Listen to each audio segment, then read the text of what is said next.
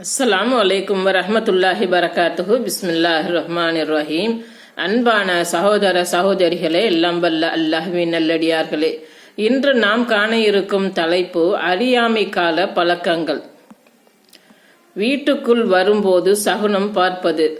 அன்சாரிகள் ஹஜ் செய்துவிட்டு வரும்போது தங்கள் வீடுகளின் முன்வாசல் வழியாக உள்ளே செல்ல மாட்டார்கள், மாறாக புலக்கடைகள் வழியாக செல்வார்கள். அப்போது அன்சாரிகளைச் சேர்ந்த ஒருவர் முன்வாசல் வழியாக வீட்டிற்கு சென்றார். இது மற்றவர்களால் குறை கூறப்பட்டது. அப்போது உங்கள் வீடுகளுக்குள் புலக்கடைகள் பின்வாசல்கள் வழியாக செல்வது நன்மையான காரியமன்று, மாறாக அல்லாஹ்வை அஞ்சி நடப்பதே நன்மையான காரியமாகும். ஆகவே வீடுகளுக்கு அதன் வாசல்கள் வழியாக செல்லுங்கள் எனும் அல் குர்ஆன் அத்தியாயம் 2 வசனம் 189வது இறை வசனம் அன்சாரிகளாகிய எங்கள் விஷயத்தில் அருளப்பட்டது. அறிவிப்பவர் பராஉ பின் ஆசிர் ரலியல்லாஹு அன்ஹு, நூல் புகாரி 1803. ஒப்பாரி வைத்து அழுவது. நபி ஸல்லல்லாஹு அலைஹி வஸல்லம் அவர்கள் கூறினார்கள், என் சமுதாயத்தாரிடையே நிலவுகின்ற 4 நடைமுறைகள் அறியாமை கால வழக்கங்களாகும். பெரும்பாலான மக்கள் அவற்றை கைவிட மாட்டார்கள்.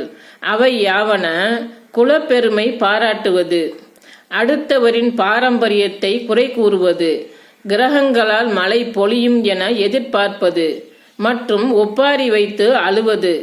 ஒப்பாரி வைக்கும் வழக்கமுடைய பெண் தான் இறப்பதற்கு முன் பாவ மன்னிப்பு கோரி அதிலிருந்து மீளாவிட்டால்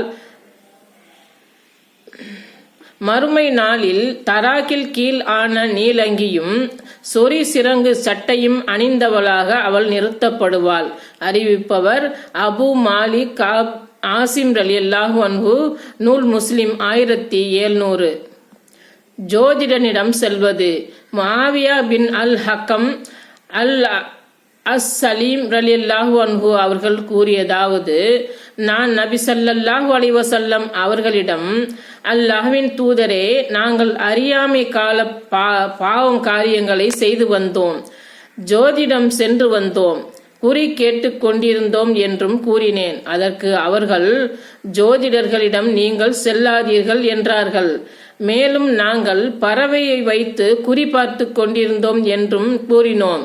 அதற்கு நபி அவர்கள், இது உங்களில் சிலர் தம் உள்ளங்களில் காணும் ஐதீகம் சார்ந்த விஷயமாகும். இது உங்களை செயலாற்றுவதிலிருந்து தடுத்துவிட வேண்டாம் என்றும் கூறினார்கள். நூல் முஸ்லிம் 4484. பறவை சகுனம் பார்ப்பது.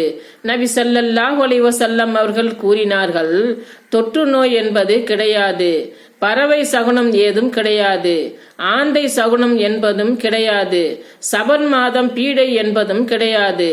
அறிவிப்பவர் அபூ ஹுரைரா ரலியல்லாஹு அன்ஹு, நூல் புகாரி 5757.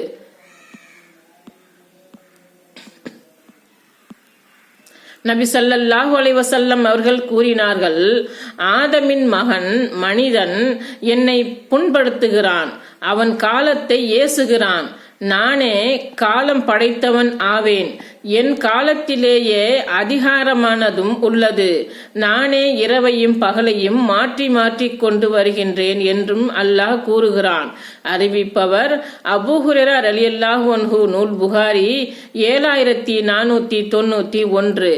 அறியாமை கால பழக்கங்கள் அனைத்தும் ஒழிக்கப்பட வேண்டும்.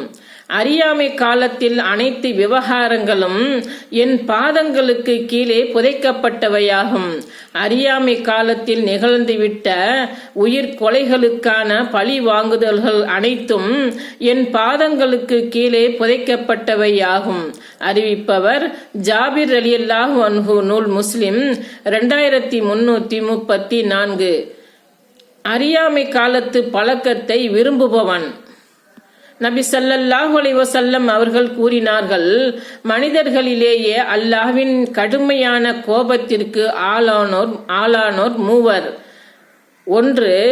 மக்கா புனித எல்லைக்குள் பெரும் பாவத்தை புரிகிறவன். 2, இஸ்லாத்தில் இருந்து கொண்டு அறியாமை கால கலாச்சாரத்தை விரும்புகிறவன். 3, ஒரு மனிதனின் இரத்தத்தை சிந்தச் செய்வதற்காக நியாயமின்றி அவனை கொலை செய்ய தூண்டுகிறவன். அறிவிப்பவர் இப்னு அப்பாஸ் ரலியல்லாஹு அன்ஹு. நூல் புகாரி 6882. அறியாமை கால பழக்கத்தை விட்டவருக்கு மன்னிப்பு. இப்னு மஸ்ஊத் ரலியல்லாஹு அன்ஹு அவர்கள் கூறியதாவது, ஒரு மனிதர், அல்லாஹ்வின் தூதரே, நாங்கள் அறியாமை காலத்தில் செய்தவற்றிற்காக மறுமையில் தண்டிக்கப்படுவோமா என்றும் கேட்டார்.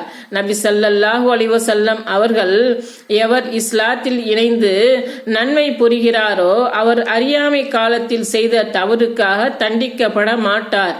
எவர் இஸ்லாத்தில் இணைந்த பிறகு மீண்டும் இறைமறுப்பு எனும் தீமையை புரிகிறாரோ அவர் அறியாமை காலத்தில் செய்த முந்தைய தவறுகளுக்காகவும் இஸ்லாத்தை ஏற்ற பின் செய்த இந்த பிந்தைய தவறுக்காகவும் தண்டிக்கப்படுவார் என்றும் கூறினார்கள். அறிவிப்பவர் இப்னு மஸ்ஊத் ரலியல்லாஹு அன்ஹு. நூல் புகாரி 6921. அஸ்ஸலாமு அலைக்கும் வரஹ்மத்துல்லாஹி பரகாத்துஹு.